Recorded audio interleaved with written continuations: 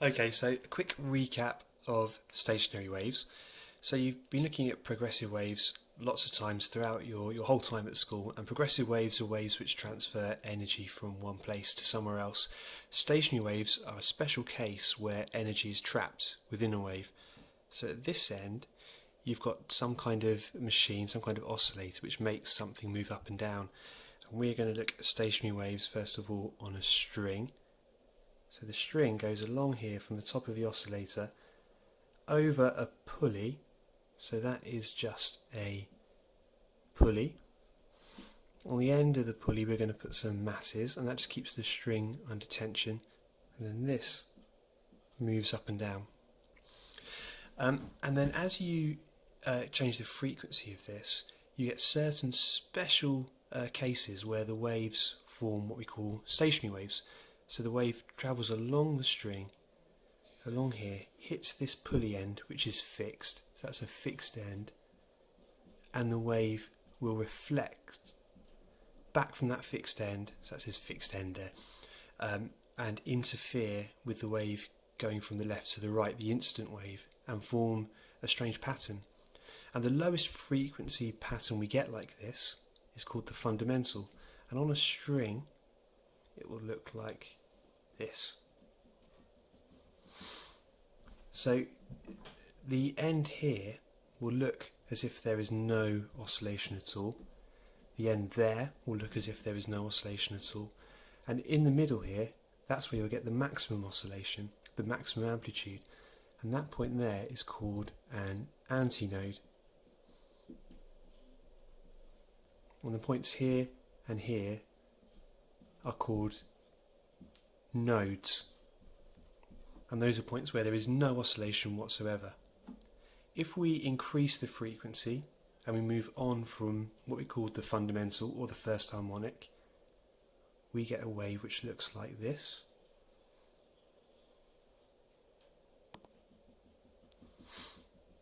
And then we get a complete wave cycle.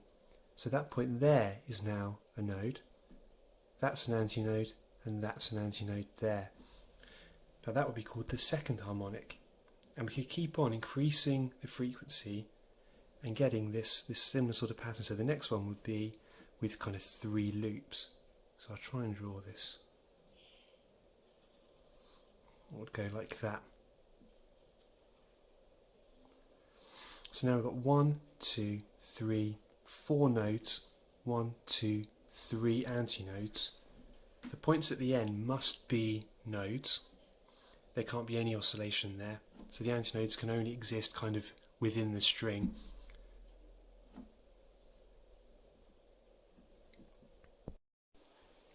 Right, one thing I should add to this is that means the length of the string is related to the wavelength of the stationary waves we can produce. So when you had that fundamental frequency stationary wave, which is just the loop going like that and like that, the length of the string is equal to half a wavelength.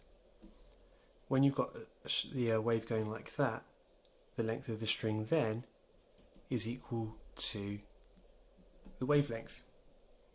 The next harmonic, you can fit 1.5 wavelengths in, so the length of the string will be equal to 3/2 of a wavelength, so 1 whole wavelength, and then adding another half onto that. So just to get the important points from there, stationary waves are a special case where the wave is trapped, where the energy is trapped along that string, as opposed to a progressive wave where the energy is being transferred from one place to somewhere else. And the process by which the stationary wave is being produced is the instant wave travels along here, there's reflection at the pulley, and the instant wave then interferes with the reflected wave, producing these points called antinodes and nodes. Antinodes is where there's a maximum oscillation, a maximum amplitude, and the nodes are where there is no oscillation at all, where there is 0 displacement, 0 amplitude.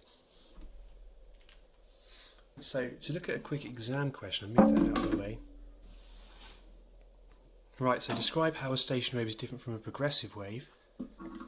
So this, we would say something like a progressive wave.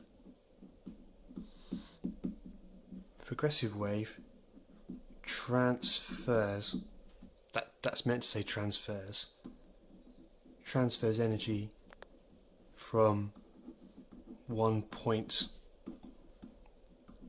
to another. A stationary wave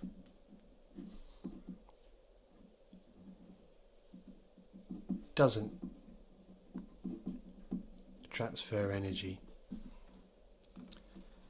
And then a little bit of a challenge for you. So this is an alternative setup for producing stationary waves, and rather than produce them on a string, this is in a column of air. So if I try and get this in the right position, so the tube here is open at one end, up here, it's closed at the other, down here. The rules are for pipes or tubes open at one end, the open end must be an antinode, always. The closed end must be a node, always. Can you, looking at that situation, explain those observations? So I think you're probably better off, or best off, pausing this, and then tomorrow or the day after I will post the answer to this question. So have a go. This is a several marks, I think it's a 6-mark question. So have a go at this and I'll be back with the answer probably tomorrow.